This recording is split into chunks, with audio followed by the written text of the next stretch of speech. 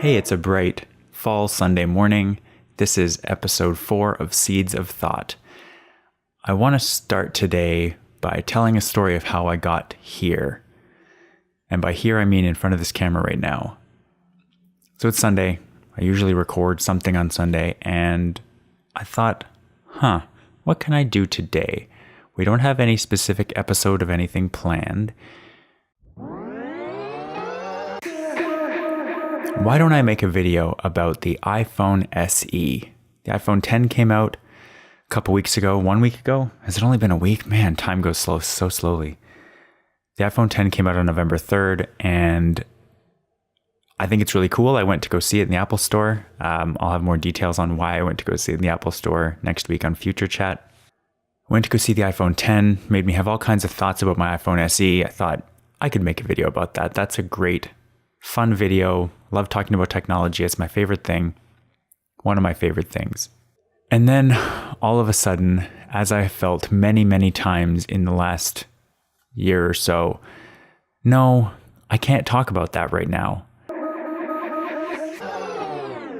I would love to talk about that right now. It would be freeing compared to what I feel like I should talk about, which is what I feel like I should talk about in a lot of conversations that I have, or what should occupy my thought space. And I thought I should talk about politics, and I should talk about why it's so complicated and why it's so hard to do anything right. And how it's so easy to have polarizing audiences, and I like Coke and I like Pepsi, and I'm red and I'm blue, and we can't get along because we're exact opposites. And first of all, I think that's crazy, but I also didn't want to talk about that because that's frankly really depressing. I'd want to, it's Sunday morning, it's my weekend, I want to have some fun. I want to talk about something lighthearted, but I feel like recently I can't. I've been doing podcasts and making videos for 3 years now. And it feels like creatively, I either have to ignore everything important that's going on in the world or spend all my time thinking and talking and trying to work out what I'm supposed to do with all this stuff that's going on. I have hobbies. There's all kinds of fun stuff I could talk about. I really love cycling. And it turns out if you live in Ontario and you're interested in cycling or you're very against cycling, there's even controversy there. There's controversy about every single thing. And it just has people in the trenches, heels dug in. There's a member of political parliament who I don't even want to go look up his name, who's proposing a bill that would make using your cell phone illegal as a pedestrian, as someone walking in the streets. I don't think it actually applies to, I think it just applies to walking in the intersection. Honestly, I haven't even put research into this because it's just such a ridiculous bill to propose. It's so unbelievable to think that we're in a position where we're in a world where people driving these massive cars. First of all, I don't even, getting to the bottom of this, I don't even understand why cars need to be thousands of pounds of metal. Is it just in the pursuit of going faster? Is that the only, they're built for highway driving? And because it seems like in the city, a carriage that can go like a carriage of old that was kind of structured up but lightweight, like a smart car or something, would be perfectly fine for city driving 99% of the time. I don't understand why cars have to be these giant metal things, especially in places like in a downtown core. You're only going to have one, maybe two people most of the time in a car. I don't know. This whole thing seems crazy. So I love biking. I have to deal with, first of all, defending myself against all kinds of crazy cyclists who break all kinds of rules. There are social structures around that. There are political things around that. Drivers are bad. There are a lot of cyclists that are bad. I can't say that I follow every rule 100% of the time when I'm biking, because sometimes it just doesn't make sense. Sometimes I can't think of a good example because I've tried honestly to get really, really good about at least slowing down 90% of my speed when I'm going through a stop sign on my bike, which is like, it's honestly ridiculous if you're going through like a little intersection with a stop sign. But I've tried really hard to get completely on biking within the rules and being like a perfect bike citizen. And it doesn't matter because no matter what you do, cars are going to swerve into your lane. Bikes are just going to, you're sitting at a stoplight or a red light and a bike will just blow through the intersection right by you, or slow down kind of and then creep through and then just go through. Like everything, even just the simple act of riding a bike has become political somehow. And it's so frustrating. I just want to have a normal conversation where I'm not talking about what celebrity that I like has been accused of doing something horrible. And for some reason, it's always men. And I know the reason why it's always men, and it comes back to power. And it just makes me not want to do anything. Like I want to do things. I want to be creative. Unwind Media has an initiative right now that if you go and check out unwindmedia.com/we-want-you, I'm looking for people to tell creative stories, but I get it. I get feeling handcuffed creatively. Like you have to either ignore all the important things that are going on or talk about them, only them.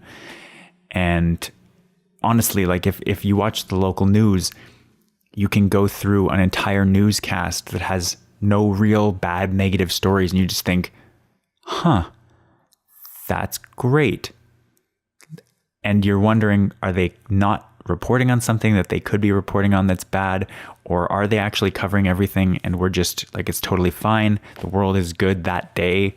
And I'm honestly believing less and less like the world could be good that day. It's just we're exposed to so much news. And while there are bright spots in there, it seems like there's not that many and they're becoming fewer and fewer. My example topic that's controversial, cycling, is it's such a non-important issue compared to other important issues, but I don't want to talk about them. I would love it if the people in charge of this world could deal with these issues when it again does come down to just power dynamics and taking advantage of people that you have power over. I don't know how you fix that with the existing power structure, because the people that are in power, that have power now, have a tendency to exert that power over others for their own gain. It's been gone unchecked for such a long time. I just, even the idea of getting involved in politics seems ridiculous right now, because it's so easy to say one wrong thing and suddenly be engulfed in a firestorm of public opinion and all kinds of crazy stuff. I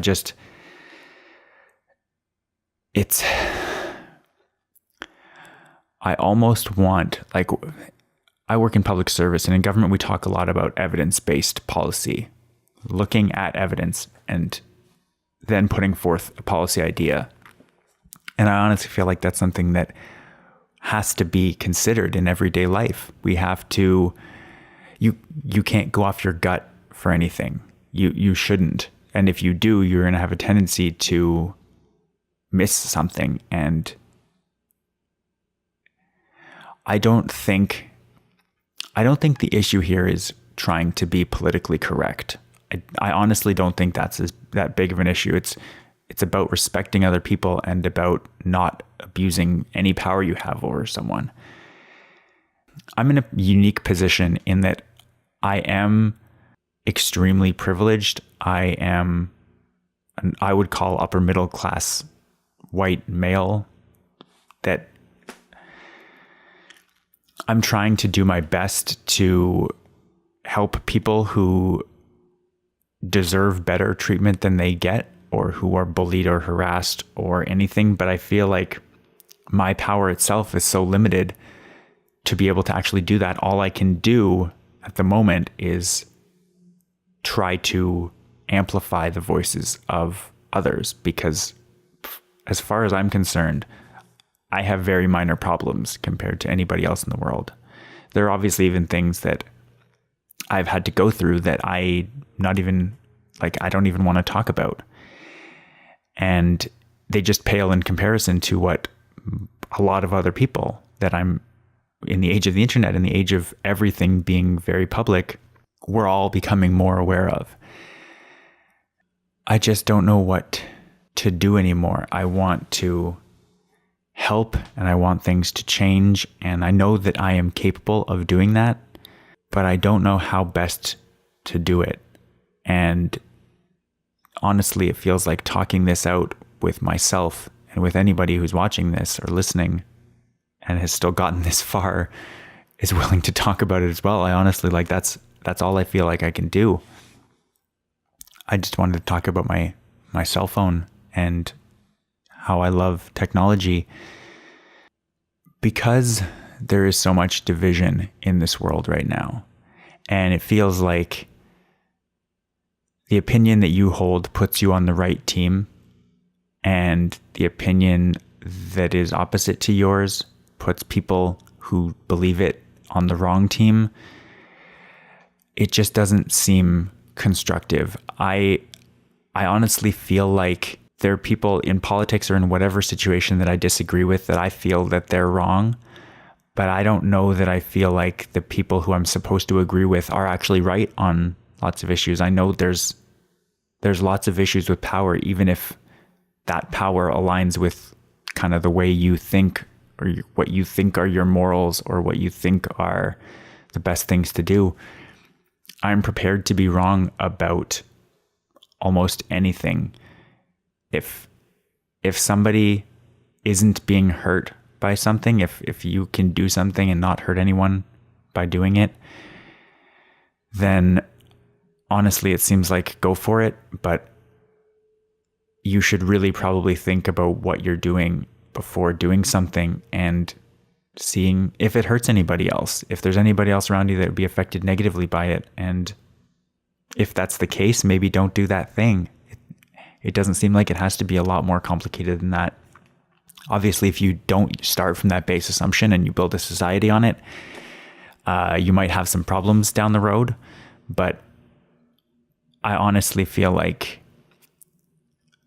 when it comes down to kind of abuses of power and power structures failing in such a massive way, that you kind of have to you almost have to start over. And it does seem like, hopefully, Western society can make a transition and start holding people who have done wrong accountable in reasonable ways, without taking everything that anyone who's done bad has done into account.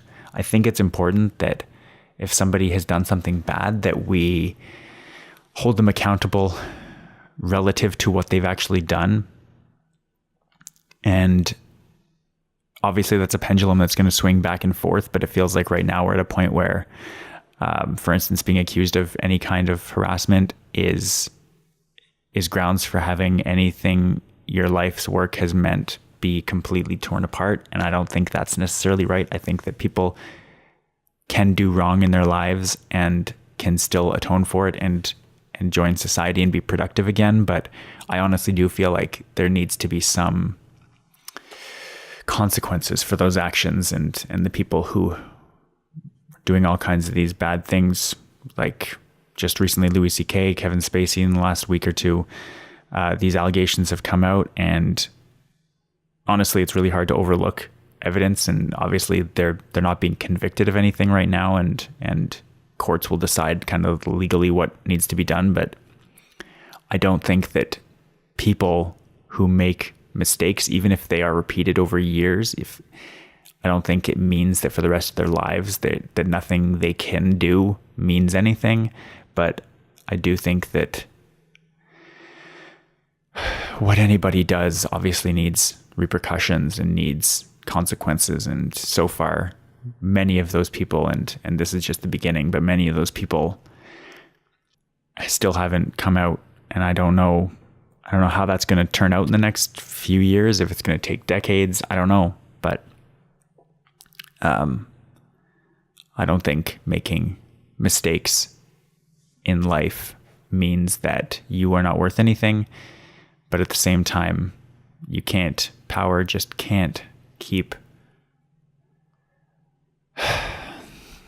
being taken advantage of. This is so depressing. Can you see why I just wanted to talk about my phone? It's so much easier. But here we are. I don't know. If you feel the same way that I do, I would love to chat about it. Twitter has 280 characters now. That's a thing that people are going to forget in a couple weeks and just kind of move on with. But that's a spot where meaningful discussion seems like it's a little more possible now, as opposed to just having kind of sound bites.